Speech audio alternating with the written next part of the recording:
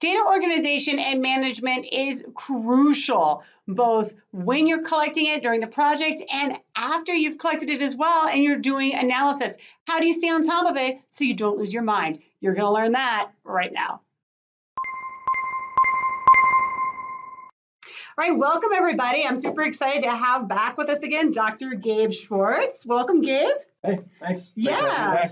Gabe's an assistant professor here at the University of Wyoming where we work together. And because he just recently, I mean, it's been a year, but it's fairly recent in your memory, his dissertation, we thought that we would share today some tips for how to manage your dissertation data while you're collecting it, and then afterwards, when you're done and you still need to manage and get through these piles so it doesn't become overwhelming. Right. So what do you have for us? Well, it still becomes overwhelming. Oh, yes, no, it does. No.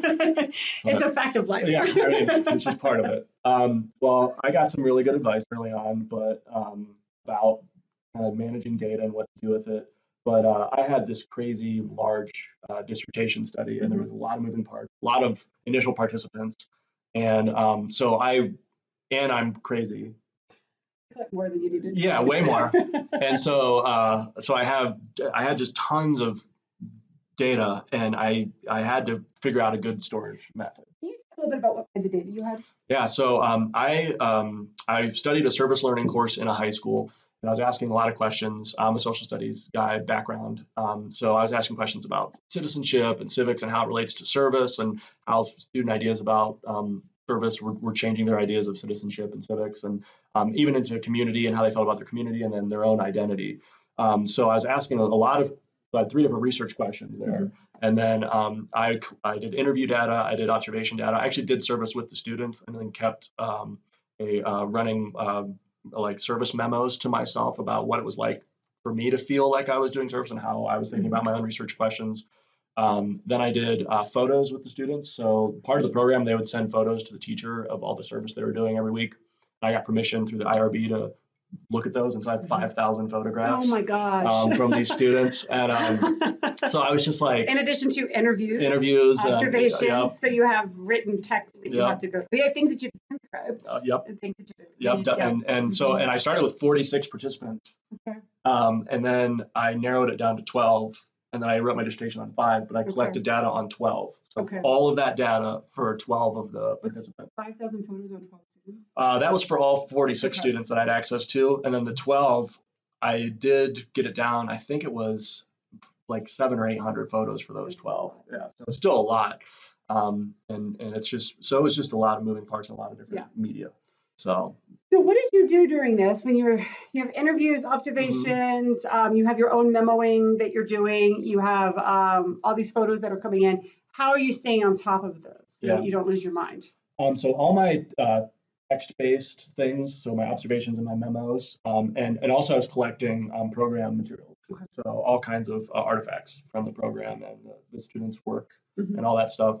I kept in Evernote. So I have notebooks in Evernote that were organized around first the dissertation, and then underneath it you can have different entries. And so I would have program artifacts, all that stuff, and you can do attachments. You can also record audio in Evernote, which I didn't trust it, but you can record it. So you could theoretically have an artifact and then have audio with the teacher and ask them about the artifact, and it can be linked directly to it. So Evernote was a huge part of the organization for me. And it's just note-taking software, basically, but it's a little bit more than that.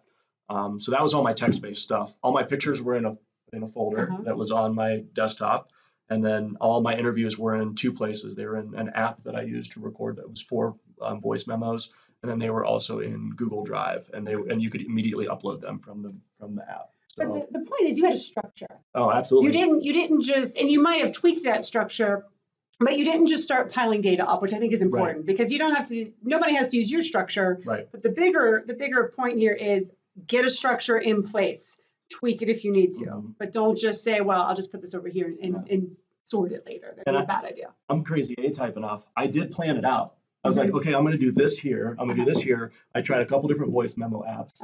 A few of them didn't have the at the time they didn't have the automatically saved to Google Drive function. They had other things that I didn't use, other cloud-based things that I didn't use. So I needed one that specifically was Google Drive. So I did plan it out, and I did come up with a little bit of a approach before I even started. Right. You have these options now. Right. So when you were saying this, you're talking about trying out these different, voice recording apps.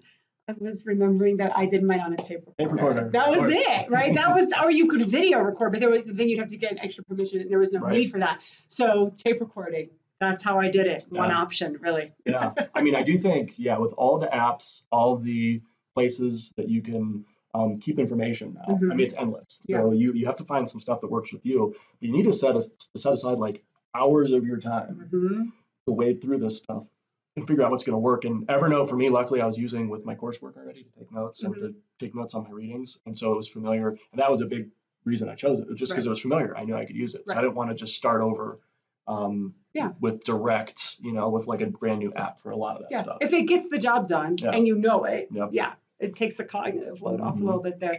Yep. So then, all right, so you've got a system for during the data collection. Yep. Now you're done collecting your data. Now what?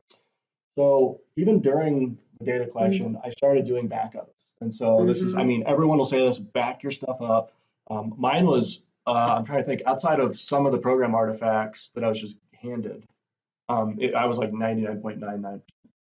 Right. Okay. So I had to figure out a digital scheme to back up my data. So I'm so A-type. I would back it up to Google Drive, Dropbox, my laptop, and then I have a external like a flash drive, and then I have an external hard drive.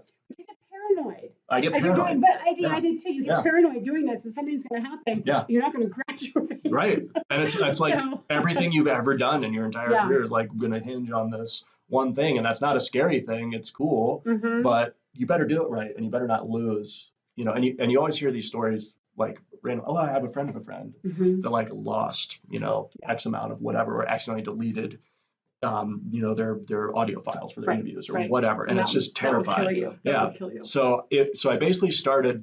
So when you name a file, when I would do my backups, it goes alphabetically and it organizes right in the column on your computer. If you guys know what I'm talking about. And so I started, my first file was Z, and then I would name it dissertation backup.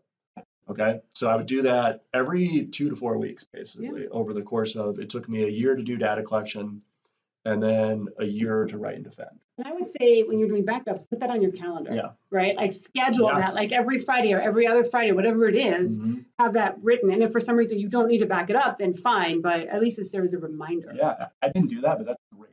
Yeah. And it's one I kind of figured first of the month, or whatever. And I pretty much stuck to that, but I'd have Z dissertation backup.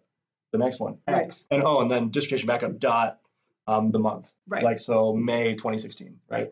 And then I have X dissertation backup, June 2016, and I'd go, and so it would go the whole way up. So in the end, I had 20 some backups. Now I had backups when I did my dissertation. I mean, I did have them on a thumb drive or something like that. But you know what my advisor told me to do? She said to put it in my freezer in case the house on fire and burn down. You need to buy a special safe. Yeah, oven works. Ovens always make it. And I was just paranoid enough that I didn't do it. Yeah. I considered it though. I considered putting it, because I was in a transition where some of my stuff was online. There was no Google Drive. There was no cloud, right? And a lot of my stuff was hard copy. Yeah. You'd have to lug it around. Yeah. Oh yeah. No, I had a big box, and I had it in file folders, and it was just like a coordinated set of boxes. Yeah. It was very different. So. Yeah. I have 3 file folders, I think. Oh my God, no! I had binders and I had file folders. I had a whole filing system, so that we don't need to do that anymore. Though. No, we don't. And I mean, everything's dated, everything's time fluid. So we were super fortunate that you got into that eventually, during and after. But we're so fortunate today to have those opportunities. And it's almost too much, like we were talking about with the apps, but you got to find your system and figure out the way it works. So, but I have 20 some backups in 5 different places. So all of those, and it's like gigabytes because the audio files are, if I backed it up every month, the same audio files are saved 20 sometimes, right? Because I was adding documents and adding analysis and adding all this stuff. I have in vivo files for each one, you know, and because I did all my coding and all my analysis in vivo, and we were talking before the video. I'm not a fan. Not a fan either. I used it because it was it was something that would help me a little bit. And the first time I used it was in a little pilot study before my dissertation, just to try it and to analyze some stuff that I'd collected about a year before. And it's really difficult for me to feel comfortable in vivo. Yeah, but I think that's another point, is that when you're doing analysis, right, like you might have a statistical, software that you use, or you might use a qualitative coding software, whatever, but you still have to think about your organization and how you are keeping track of the data that you need to organize, right? Like, or that you need to analyze. So did you have a system for that? I kind of use the same folder archetypes that I used that I had on like my desktop and Google Drive and all those other places. And then when I did the analysis, I had all these themes and these strands that started populating, and it's just this giant list, and it ends up it's just like 50 things. And you have to scroll each time and make sure you're highlighting properly and all that stuff. And so it ended up helping. And really the only feature that is, helped was the searchable, components of it. So if I had a theme and I wanted to write about it, I just clicked on the theme, and there were like 15 quotes from my participants that like matched that theme. And then I would add little notes to each quote about my interpretation and the analysis part of it, or the process. So that helped, but getting it in there and organizing it, I felt was very counterintuitive to how I think. Yeah, it's cumbersome. It's not how I think. It's not like I want to see it. Like I want to see connections and webs. And so I think, in the future, with future research and stuff I'm doing right now, I'm about to analyze some stuff I don't want to really use in vivo, but I need to do some research on what else is out there and how to do it. Because if I don't find anything good, I'm probably going to use in vivo again and just be mad the entire time I'm using it. So I don't know.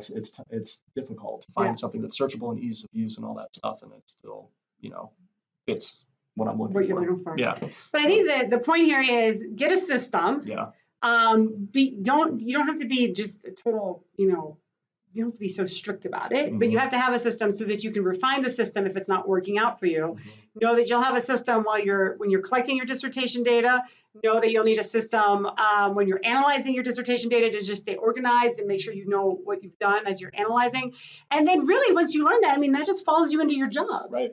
It's a life skill that you have to learn. Yep. So anything that you think people should be aware of, struggles, challenges, things that you think people might not recognize? For me, the best thing I did was when I would do an interview or collect artifacts or write out a memo, I'd immediately save it with a proper name, and I'd immediately put it where it needed to go. Yes. Don't say, I'm going to save this to my desktop and get it somewhere later. You won't remember. Like, do it in that moment, as right at that time. And I think that if you can stay on top of that, and I think also with the scheduling idea that you had with certain alarms and alerts to things that you need to do, I think that's incredibly important. Is do it right at that second. Don't put it off, because you're going to end up with a pseudo mess that you're going to have to clean up. It's going to take time and energy, and we don't have either of those things. And you're not going to want to do it. No. And you may lose stuff that way too. All right. Well, thank you so much for coming back. You're welcome. Really enjoyed hearing from you again. Yeah, and if you really enjoyed that video, want more advice, come on with us. We're going to go on over to the next video.